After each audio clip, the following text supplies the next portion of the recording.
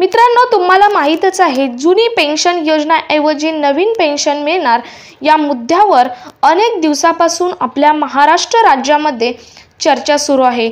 महाराष्ट्र राज्यात 2005 नंतर शासकीय सेवेत आणलेल्या 7.5 लाख कर्मचारी अधिकाऱ्यांना जुनी पेन्शन योजना लागू करावी या मागणीसाठी कर्मचारी संघटनांनी बेमुदत संपाचा निर्णयही घेतला होता। तर मित्रांनो, विधिमंडळाचे अधिवेशन सध्या नागपुरात सुरू असताना 14 डिसेंबरपासून बेमुदत संपावर जाण्याचा निर्णय कर्मचारी संघटनांनी घेतलाही आहे। मित्रांनो, यासाठीच राजपत्रित अधिकाऱ्यांची संघटना अंतिम निर्णय घेणार आहे। दरम्यान लोकसभा निवडणूक तोंडावर असताना कर्मचाऱ्यांनी संपाचे हत्यार उपसल्याने सुवर्ण मध्य निघणार आहे। मित्रांनो, तर तुम्हाला समजलेच असेल की 14 डिसेंबरपासून बेमुदत संपावर जाण्याचा निर्णय ही राज्य सरकारी कर्मचाऱ्यांनी घेतला आहे आणि त्यावर अंतिम निर्णय ही राजपत्रित अधिकारी संघटना देणार आहेत। तर मित्रांनो, हा निर्णय काय असू शकतो किंवा आपले मुख्यमंत्री शिंदेंनी काय निर्णय दिला आहे हेच आपण या व्हिडिओमधून पाहणार आहोत। त्याआधी तुम्ही जर आपल्या चॅनलवर नवीन असाल तर चॅनल सबस्क्राइब करा, शेजारील बेल आयकॉन प्रेस करून ऑल नोटिफिकेशन सिलेक्ट करा, म्हणजे गव्हर्नमेंटचे असेच रेग्युलर नवनवीन अपडेट तुमच्यापर्यंत रेग्युलर पोहोचत राहतील। तसेच इन्शुरन्सचे तसेच फायनान्सचे नवनवीन अपडेट तुमच्यापर्यंत रेग्युलर पोहोचत राहतील। तर नमस्कार, मी पूनम। मित्रांनो, कर्मचाऱ्यांना सुरक्षेची हमी देणारे पेन्शनबाबतचे नवीन धोरण आणले जाईल असे आश्वासन मुख्यमंत्री एकनाथ शिंदे यांनी दिले होते।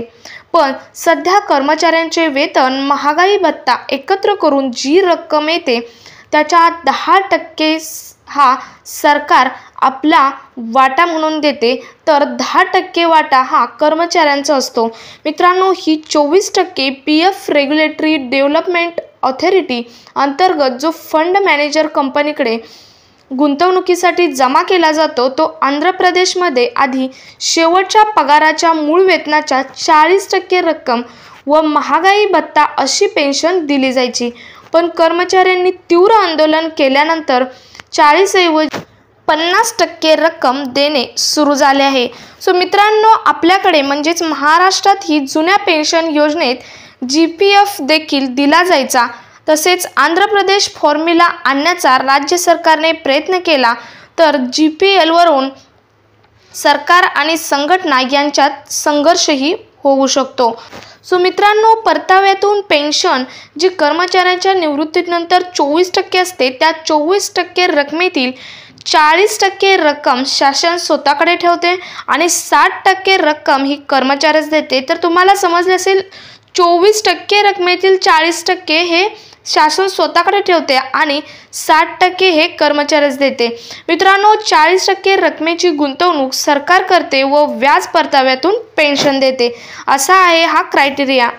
सो मित्रांनो, आत्ताची सर्व पार्श्वभूमी पाहता सरकारकडून पेन्शनबाबत आंध्र प्रदेश पेन्शन फॉर्म्युल्यावर विचार केला जाऊ शकतो। तिथे निवृत्तीच्या वेळी मिळालेल्या शेवटच्या पगारात जे मूळ वेतन असेल त्यांच्या 50% रक्कम अधिक महागाई भत्ता मिळून आलेली रक्कम ही पेन्शन म्हणून दिली जाते, तर जनरल प्रोव्हिडंट फंड म्हणजे GPF मात्र दिला जात नाही। सो मित्रांनो, हा सर्व फॉर्म्युला म्हणजे आंध्र प्रदेशचा जो फॉर्म्युला आहे तो महाराष्ट्रात नक्कीच लागण्याची शक्यता आहे। सो मित्रांनो, तुम्हाला समजलेच असेल की आपल्या एकनाथ शिंदे म्हणजे आपले जे मुख्यमंत्री आहेत एकनाथ शिंदे यांनी सुद्धा महाराष्ट्र राज्याचे जे कर्मचारी आहेत, राज्य कर्मचारी, त्यांच्या सुरक्षेची हमी देणारे पेन्शनबाबतचे नवीन धोरण आणले जाईल असे आश्वासनही दिले आहे। सो मित्रांनो, राज्य सरकारी कर्मचाऱ्यांसाठी पेन्शनबाबतचा विचार अजूनही केला जाईल।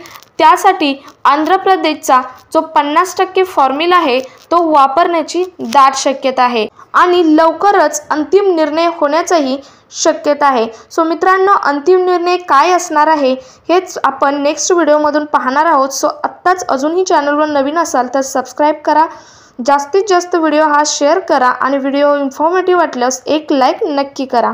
तोपर्यंत जय हिंद, जय महाराष्ट्र। भेटूयात पुढच्या व्हिडिओ समेत।